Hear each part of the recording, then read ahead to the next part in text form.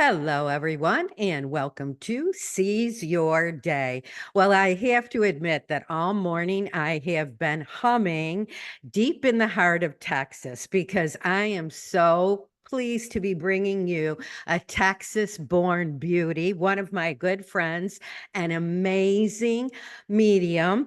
And she, yes, does talk to dead people. Amongst all of her other talents, she works with angels, spirit guides, and I'm going to let her tell us a little bit about herself rather than getting into a long intro because I am so biased with her. So, hello, Heather Hildebrand. Welcome to Seize Your Day. Thank you, Susan. It's always great to work with you and to see your beautiful face. I'm so excited to be here. And yes, I do talk to dead people, something I never thought I would have grown up to do as a profession, but it's been some of the most rewarding work, helping people connect with their deceased loved ones, as well as helping them stay connected to their own highest self, calling in their divine spiritual team. And I love it. I love working with people one-on-one and in group settings and live events and teaching. It's really my passion, and I love doing retreats and travel. Yes, you and I have definitely got to talk about doing some retreats together because that's been something that's always interested me, but I haven't been able to make it happen. But Heather, why don't you tell our audience? You said that you never expected to be doing this. So why don't you tell our audience what brought you to this profession? Was this something you began as a child, or was this something that you developed later in life? So for me, I definitely was very sensitive, very intuitive, right out of the womb. As a young child, as far as the first memories that I have, I was always very connected to what I couldn't see. During the daytime, that was fine because that ended up being imaginary friends that I would talk to and play with while I was playing with my dogs. I was an only child, and I was a Navy brat.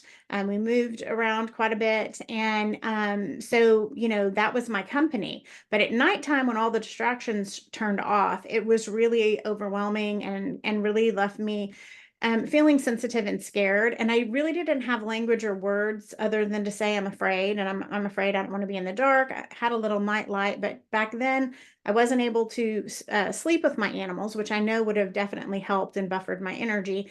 And it wasn't normal to sleep with a TV on or music playing or anything else to kind of like give you that distraction. And, oftentimes when my dad was overseas, my mom would let me, sleep with her. But then, of course, after 8 months being separated, I wasn't really welcome in the bedroom after that. And so those literally were some of the most terrifying times of my life when I would have to readjust to sleeping in my room and feel all of the things. I would see dark, shadowy figures in my room that never hurt me, never harmed me.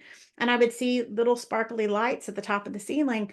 But in my mind's eye, I would see these different people, what they looked like. For one that I've always remembered was this gentleman who was wearing blue jeans, black shoes, a black leather belt, a white shirt with a pocket with little tiny notepad and pens and paper, with wired rim glasses and a mustache. And like I would see him quite often. I have no idea who he was. But this kind of carried with me even through high school. I remember still having issues where I'd open the closet door, shut the closet door, turn the hall light on, open my door. I mean, like, I would do all of the things to try to make myself feel comfortable and even count before I would open my eyes when I would feel a presence in my room. Of course, there was never anyone physically there. And I would often have premonitions and precognition dreams. And I never really understood what it was, other than I learned to trust my intuition at a very young age, because when I didn't listen to it, I always regretted it.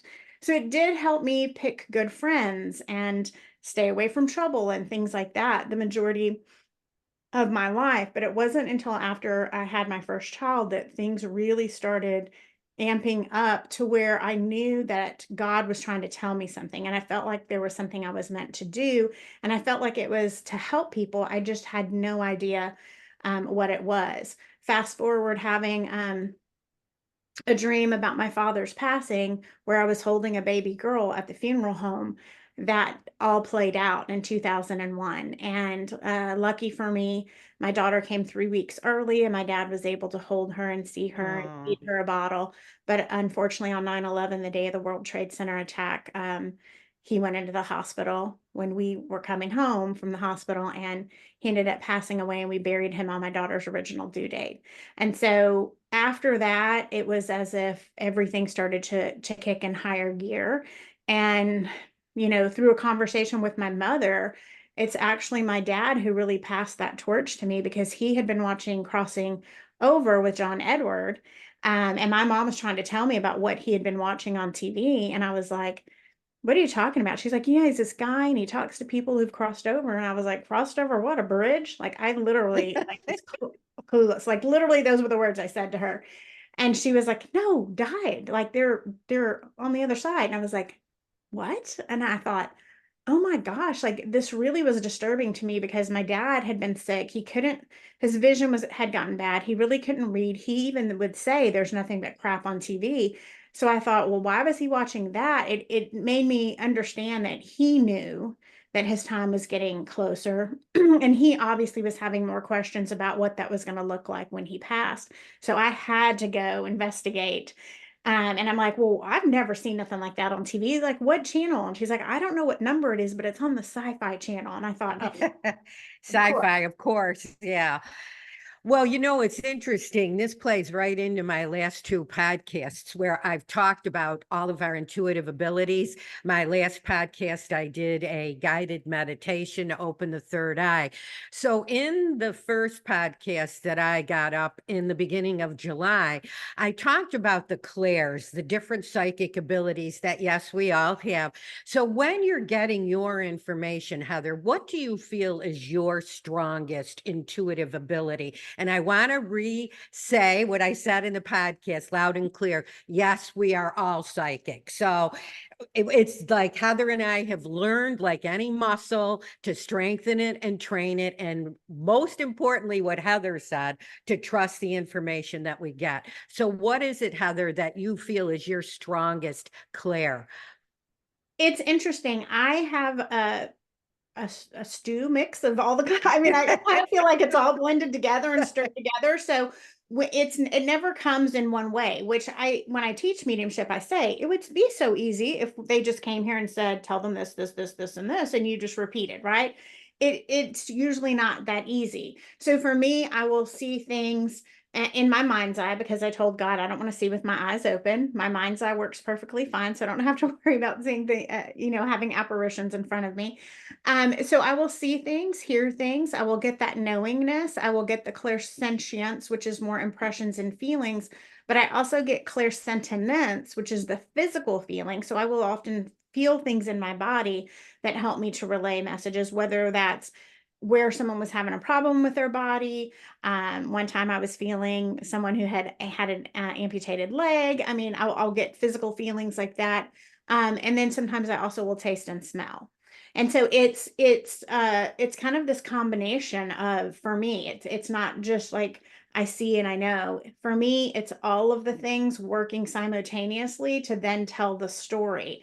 And I like to stick as close to how I receive the information as possible. It's really important to me to be of integrity with the work. I'm not here to try to make something fit. So oftentimes people may not understand a piece of the message. And I always tell them, just let me know that, because it gives me an opportunity to pass it back to them to gather more information. And even though clients get a recording of their session with me, I'll say, if you're going to write any note or note anything down, write down the thing that didn't make sense, because almost 99% of the time it makes sense later. And I only know that because I will get messages from clients afterwards that say, guess what? I talked to my mom, or, guess what happened after our conversation. And so really for me, it's a mixture of all of the things.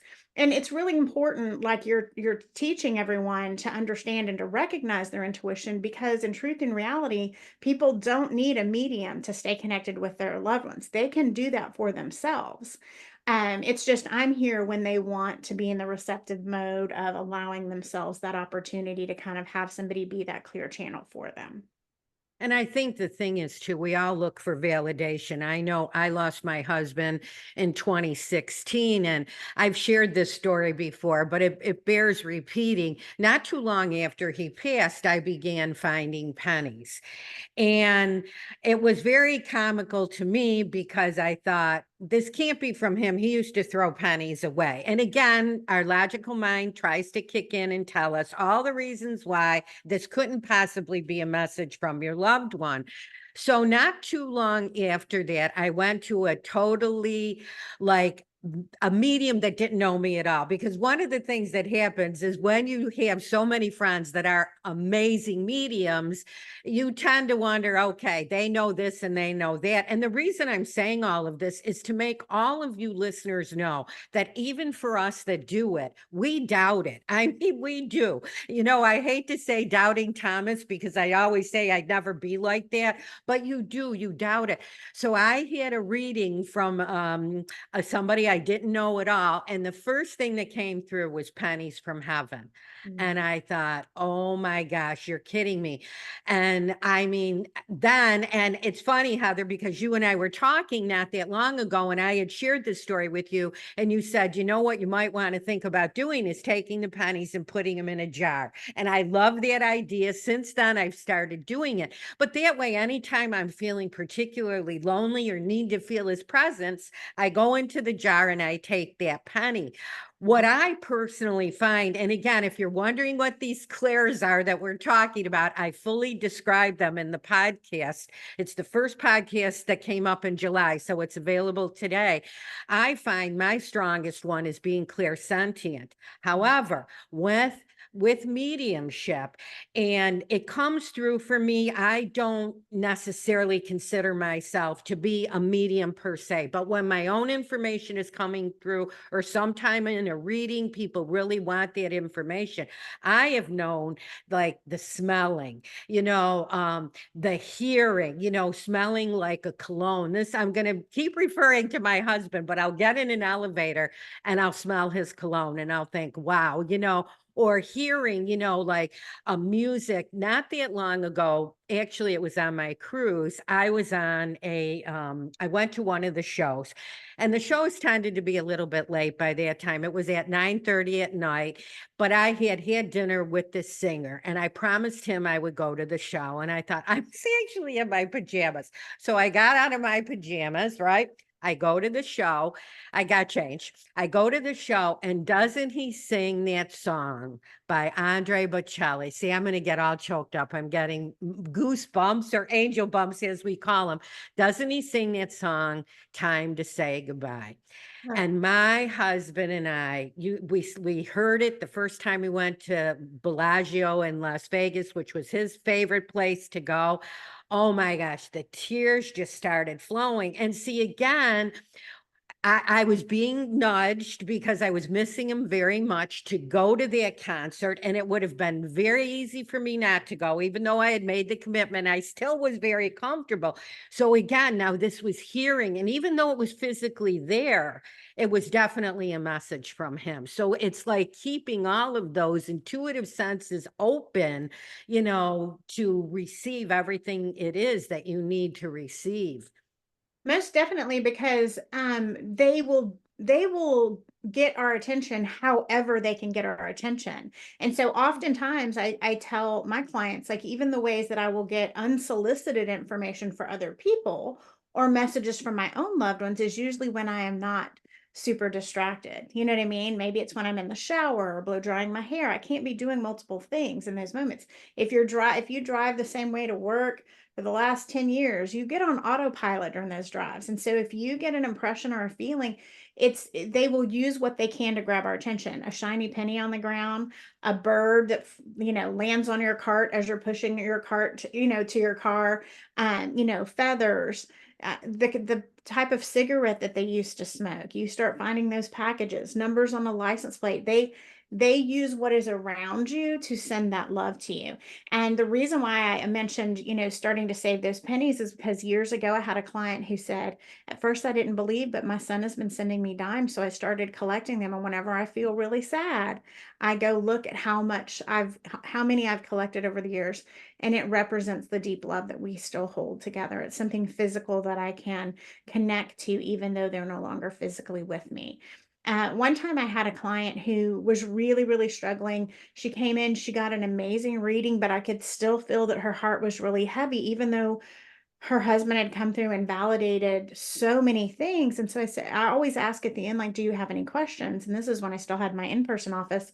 And she said, my niece gets signs, my brother-in-law, this one's had a dream, this one's had that. Why they get it and I don't? And I said, the grief is heavier for you. It's harder for you. You have to give yourself some time and some patience. I said, one thing that you could do is just pick a sign, pick something so random that wouldn't at all be connected to your husband, and just say, I need a little bit of your love. Can you sprinkle that into my life? And so it was probably 3 weeks later, she reached out to me and she said, I'm so glad that um, gave me that idea to try that. She said, because I picked a blue quarter and I thought, blue quarters aren't even a thing. Like she says, but I thought, okay, just keep listening to the story.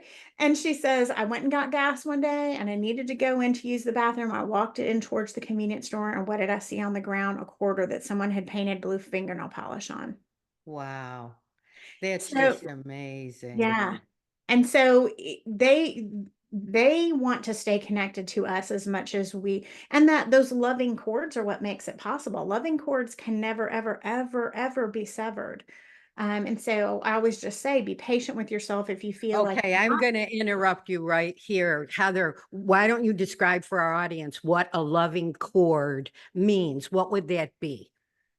so I think so much is talked about in like cutting cords because things drain your energy and whether it's another person or your own thoughts. And that's wonderful because we do need to take very good care of our energy. But if you were to imagine what cords look like energetically coming out one's aura, it might look like a rope. It might look like a dryer vent. It might look like, you know what I'm saying? And so loving cords to me always have beautiful color to them. And oftentimes they look like big pieces of jewelry because they're often, um, you know, like titanium wrap, like they can't be severed. They're just, and so if you ever have a situation, you can put more loving energy into a loving cord, and then your grief and your sadness can kind of dissipate if you focus on the love. The same thing with our living, friends, family, relatives, coworkers. Like if we pour more energy into the love. And so as far as the opposite, I've seen it look like weeds and telephone poles. I mean, like all kind, silly string that looks dirty like charcoal dust, but those loving cords are really powerful. And if we remember that those are there too, and not just think about the ones that, oh, I need to cut my cords to this, that, or the other, those cords can't be severed. And that is why you were able to continue to have that relationship, even though it is in a different form and fashion. Your relationship with your loved one never dies just because their physical body is no longer present with you. I think that's such a beautiful way to put it because we do hear so much. And I know often I am advising my clients to cut their cords, but you forget about these very positive cords, these love cords, as you're describing them. And the one thing, too, that as we're talking about grief, and I am going to pull a card from my grief relief stack, and I'm going to ask Heather to share a mini reading with us for somebody tuning in. Grief is a journey, it's not a destination. I am now, what, it was 2016, so 7 years out from when my husband passed. And when I was on my cruise, I missed him so much. It was just like, not let me tell you, he would have never been with me because there's no way he would have been gone for that length of time from work. But it was just like so many of the places I saw, especially in Africa. He was such an animal person where I like to watch those animal shows about lions and seeing all those things in person. But it's a roller coaster ride. There's some days that, you feel great and, you can feel their presence in a very positive way. And there's other times where the tears just flow. And again, just like listening to that song and when I find a penny and I'll shake my head and say, okay, and feel very good. But then there's other times where I'll be watching something and I can just feel something coming through that I just cry. And that's again after 7 years. So again, just like we say, our spiritual journey is not a destination. It's the same thing with the grief journey. It's not a destination, it's a journey. And learning how to more or less navigate this journey is just something that will assist you until you meet again, so to speak. Years ago, and I don't know if you're okay with me sharing this, but I was never blessed to meet your husband in person physically. Mm. But you talked about him all the time, you know what I mean?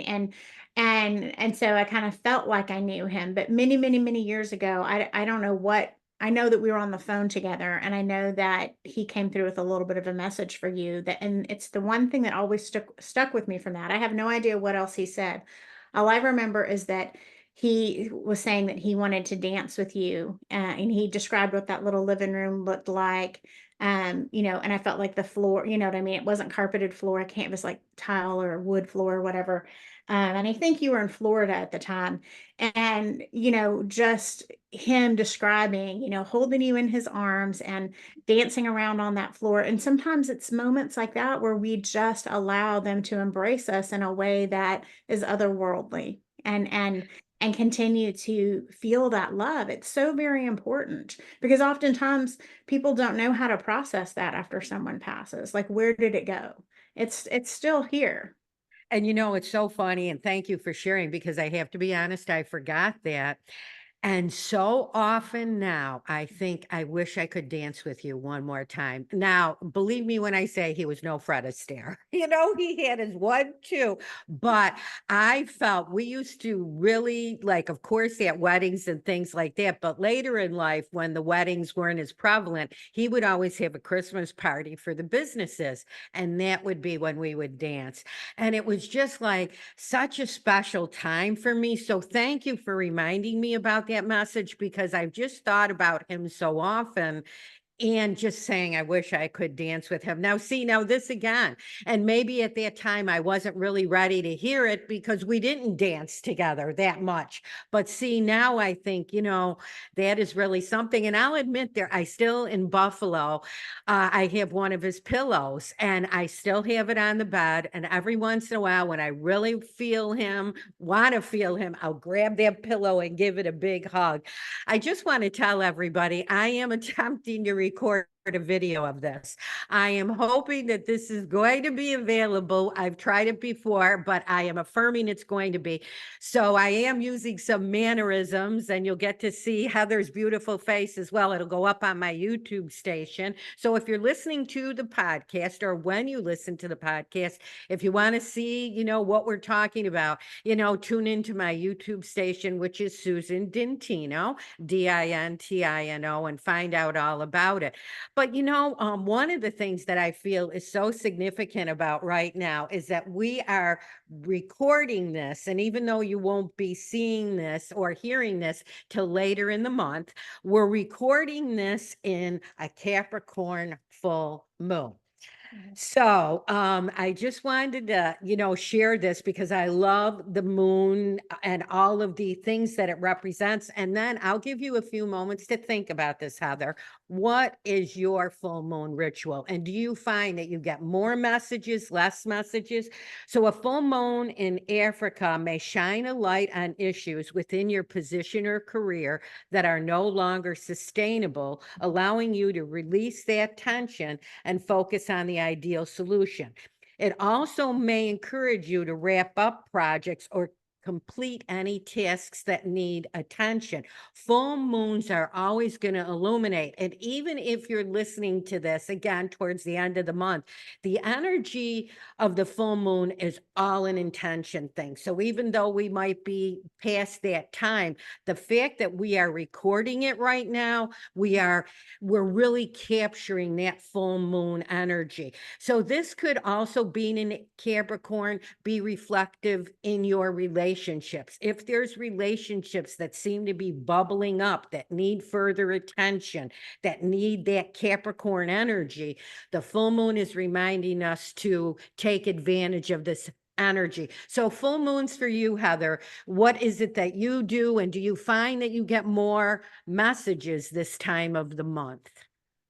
Well, all of the different astrological energies, I always just pay attention. And though astrology is not my strong suit, I do have people that I go to for those things. I do follow all of the retrogrades and the different big important events, the new moons, the full moons. I follow the moons.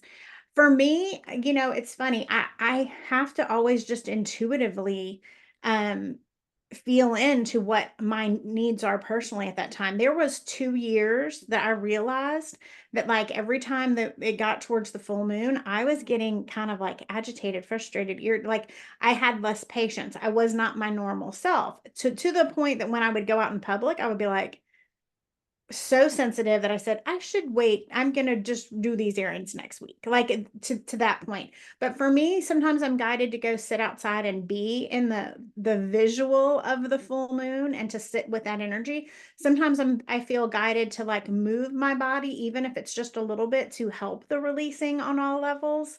And sometimes it's more of an emotional thing. I'm releasing more from my emotional body um uh to just make room for the new. So I'm one of those that when I pray with my clients, there are specific things that I pray every single time.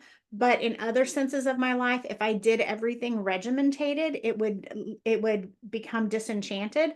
So if I did everything the same way all the time, so I'm a firm believer of a huge spiritual toolbox, so that you are guided to what is best for you in the moment.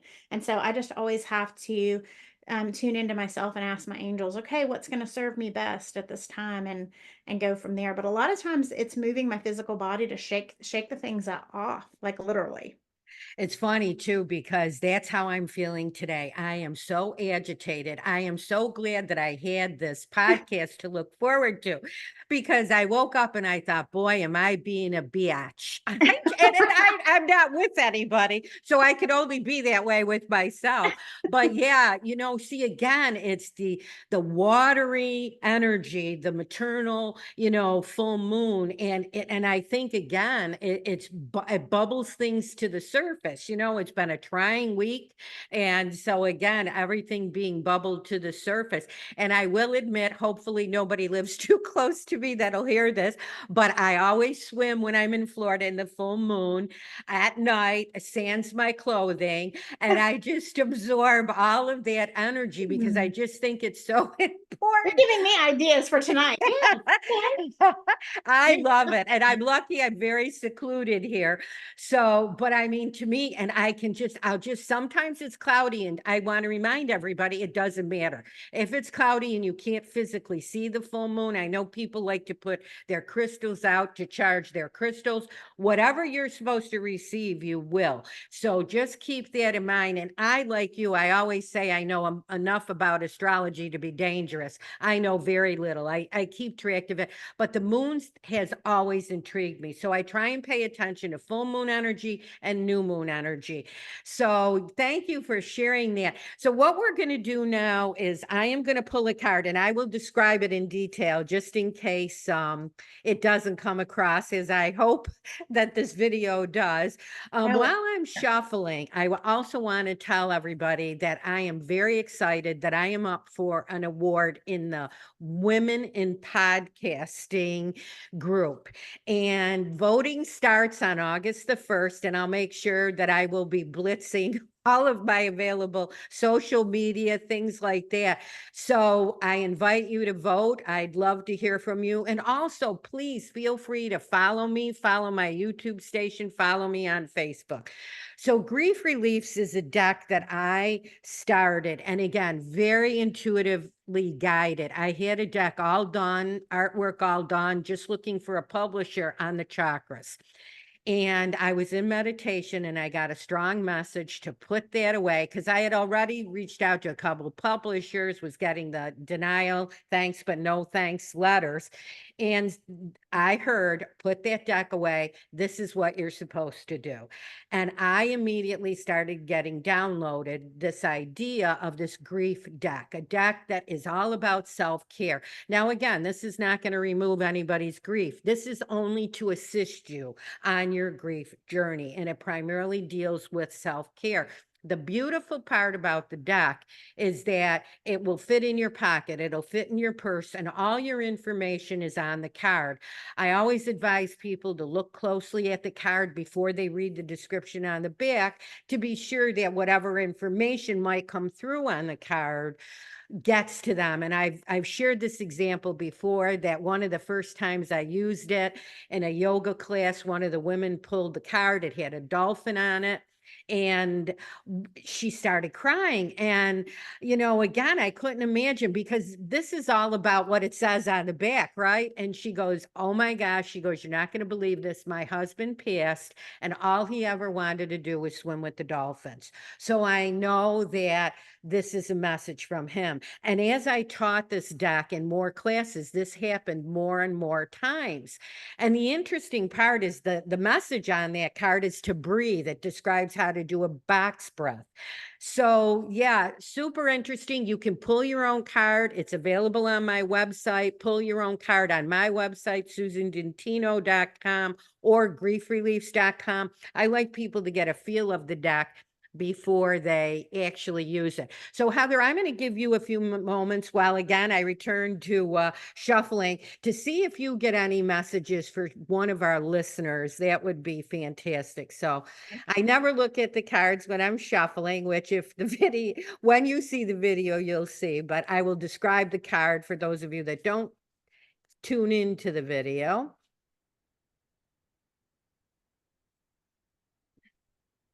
Okay. So here is the card that I pulled. And for those of you that aren't seeing it physically, what it is it's a masculine hand playing a guitar. Okay. So now again, you could just look at this and maybe your deceased loved one enjoyed playing the guitar. Maybe he was a huge Bruce Springsteen fan. Look at the colors. There's a muted orange, some sparkles here. So, do these colors mean anything to you? Again, this is a masculine energy that is coming through, strumming the guitar. So that's what I would say. Take your time with it and always create a sacred space when you're doing any kind of reading for yourself. Say a little prayer, please give me the information that's going to most benefit me. And what this card says on the back, and I'll just show you how everything's written. What it says on the back is music magic. Put on your favorite tunes and allow the music to carry you away. Dance, sing, or just relax. So see, as I gave you that example of me hearing that Andre Bocelli song, see again, this would really mean something. So it could just mean that, hey, put on a song and dance your heart out. Or does this mean something else? So sharing this card with you from my grief relief stack. Heather, what are you getting for somebody? Okay, so interestingly enough, I was picking up on a male energy right off the bat. One of the first things I saw was like a denim jacket, like I don't know if it's Levi's or whatever, but it was like a jacket that was made of denim. So I feel like that's significant. Would have worn it a lot. Maybe his significant other still has that. I felt like maybe there's like a smell, like there's also something that I feel like we kept. I don't know if it's this jacket or something else. It still maybe smells like their cologne or their soap or their aftershave. This person feels like younger. I would have to say probably maybe late 30s or definitely felt like left too soon. I feel like there's a wife or significant other that he is acknowledging still here, and also a younger boy. So I don't know if this is son, stepson. But what's interesting about this is I feel like what caused his passing was some type of poisoning.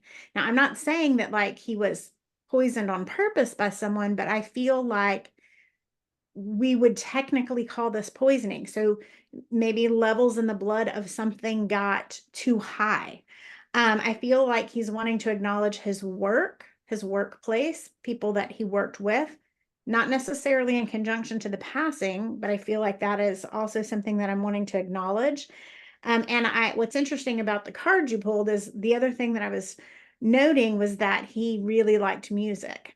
And I feel like some of the bands that he liked were not necessarily as well known to like the mass public. So I feel like he loved music in general, but there were also a few bands that maybe weren't as popular that he would have followed. And definitely sending a lot of love to this younger lady. I don't know if they were married or just in relationship, and also acknowledging the younger boy.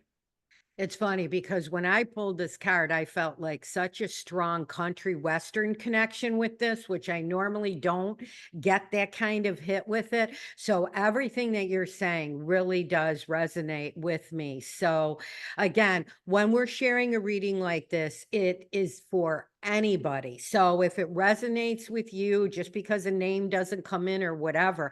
And I always say that about even about the readings that I do, that if you want to take a moment, pause the podcast and see if this makes sense. See if you can figure something out.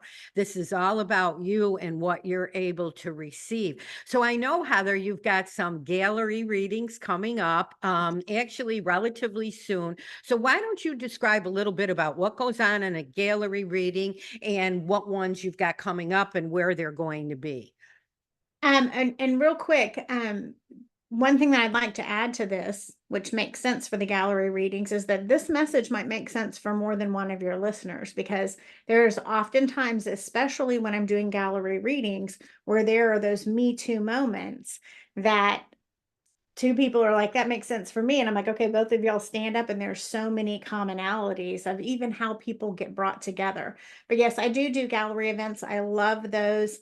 Those are, I may have anywhere from 50 to usually no more than 100, 120 people at one time. I try to keep them 50 to 60, as many of those that I can, just so that they're more intimate and I can get to more people. But that is an opportunity for you to come witness what mediumship is and to see basically live connections. And we start with a brief description of how the evening's going to go and a prayer to create the sacred space. And then I start making connections with people in the audience, connecting them with their loved ones in spirit. My next one is August 9th in Houston. And then the first Saturday in October, there's a huge metaphysical fair in Galveston that I will be teaching some classes, as well as doing an evening with, I call those events an evening with spirit that night. And I'm hoping that you're going to come join me and be there as well. And we're going to collab on some fabulousness. Yes, I am looking forward to it, and I'm certainly planning on it. And again, as you mentioned earlier, people can reach out to you, and I will make sure that Heather's website is up on everything. Just to make it easy, it's her name, Heather, Heather. Last name is Hildebrand.com. And if you want to reach out to her for a private reading, and she does other things. And really quickly before we go, Heather, what are some of the other types of readings that you do in case somebody's not really looking specifically for a mediumship reading?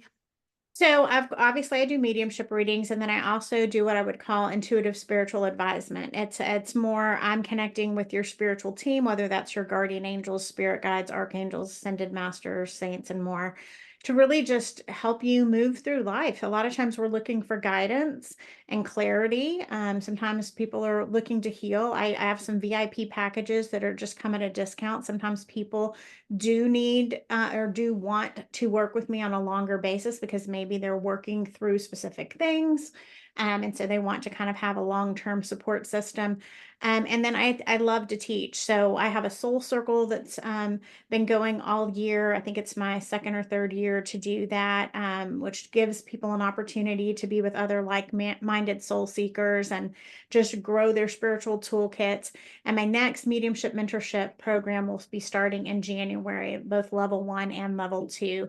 Level 2 coming with a certification. So, and I've got a fabulous cruise coming up in May that is Escape with Me and the Angels. It's a Southern Caribbean cruise. So lots of fun stuff. Oh, that's fantastic. Well, Heather, we are going to have you on again to update everybody on what you're doing and certainly to invite them to join you. I'm assuming all of these events are up on your Facebook page and up on your website, correct? Yeah, we're updating everything now. So I'm sure by the time this airs, everything will be up and accessible. Fantastic. Well, Heather, I can't thank you enough. And please feel free again on the Facebook page or reach out to me, as a message to let me know if you have any questions about anything. We'd love to hear if this message that Heather has relayed, if it did, pertain to anybody, if it resonated with anybody. But Heather, I can't thank you enough for Thank joining you. me. Yes, for joining me today. And I want to thank each and every one of you for tuning in because obviously, if I have no listeners, then I don't get an opportunity to do anything. So I really do appreciate that. And until we meet again, I want to remind you all that the love in me, the love cord, the love in me reaches out to the love in you. Namaste. Have a wonderful day. Have a wonderful evening.